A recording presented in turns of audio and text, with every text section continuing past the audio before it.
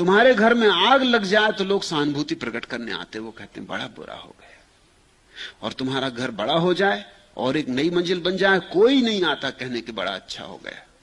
जरा सोचना, जब अच्छा होता है कोई कहने नहीं आता कि अच्छा हो गया, और जब बुरा होता है तब लोग कहने आते हैं कि भाई बहुत बुरा हो गया। मगर जब वो कहते हैं बहुत बुरा हो गया, तब उनकी आंखों में झांकना, तुम पाओगे वो रस ले रहे हैं, सहानुभूति में मजा आ रहा। तुम आज नीची हालत में हो, आज तुम पर दया करने का मौका मिला, ये मौका कभी मिला नहीं था। तुम कभी बुरी हालत में थे नहीं, आज तुम चारों खाने चित्त पड़े हो। आज कोई भी दया कर सकता, राह चलता राहगीर कह सकता भाई बहुत बुरा हुआ, लेकिन उसके भीतर देखो कुछ मजा ले रहा है। मनुष्य का मन बड़ा जटिल है।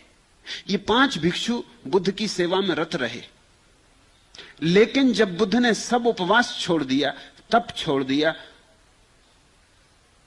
इन्होंने बुद्ध को छोड़ दिया। इन्होंने कहा ये भ्रष्ट हो गया, गौतम भ्रष्ट हो गया, अब ये काम का नहीं रहा, ये पतित हो गया। जब तक ये गौतम अपने को सता रहा था, महातपस्वी था, जिस दिन बुद्ध ने ये सब व्यर्थ मूढ़ता छोड़ दी, ये आत्महिंसा छोड़ दी, ये आत्मघात छोड़ दिया, उसी दिन 5 भिक्षुओं ने उनको छोड़ दिया। उन्होंने कहा अब हमारे काम के ना रहे, अब हम कोई दूसरा गुरु खोजेंगे। वो उन्हें छोड़ के चले गए। उसी रात बुद्ध को ज्ञान हुआ। जिस सांझ को 5 भिक्षु छोड़ के चले गए, उस रात बुद्ध को ज्ञान हुआ।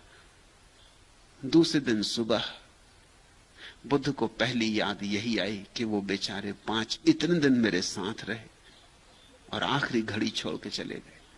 अब जबकि मेरे पास देने को कुछ था, लेने वाले नहीं, और जब मेरे पास देने को कुछ भी नहीं था, मैं खुद ही मूढ़ता और अंधकार से भरा था, तब वो मेरे पीछे लगे रहे। ऐसी उल्टी दुनिया है। इसलिए बुद्ध उनकी खोज करते हुए निकले कि वो जहां भी गए हों उनको जाके पहला संदेश उनको दिया जाए।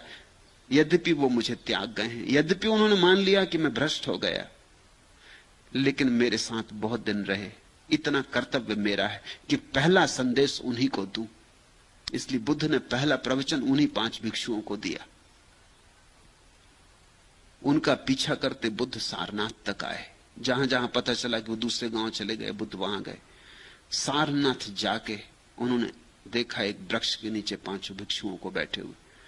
उन 5 भिक्षुओं ने देखा बुद्ध को आते हुए, वो बोले कि भ्रष्ट गौतम आ रहा, हम इसको नमस्कार ना करें, ये नमस्कार के योग्य भी नहीं, ये बिल्कुल पतित हो गया।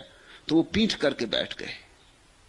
बुद्ध जब उनके पास गए, जब पास जाके खड़े हो गए, और बुद्ध ने कहा एक बार मेरी तरफ तो देखो, जिसे तुम छोड़ आए थे मैं वही नहीं, आज जो आया है कोई और है, एक बार मेरी तरफ देखो। और उन चारों ने 5 ने आंख उठा के बुद्ध की तरफ देखा। पहले एक उनके चरणों में गिरा, फिर दूसरा, फिर 5 उनके चरणों में गिरे। क्षमा मांगने लगे कि हमें क्षमा कर दें, हमने तो सोचा कि भ्रष्ट गौतम आ रहा है, लेकिन हम देख सकते हैं कि सब रूपांतरित हो गया, ज्योति का उदय हुआ है। तुम प्रकाशित हो गए।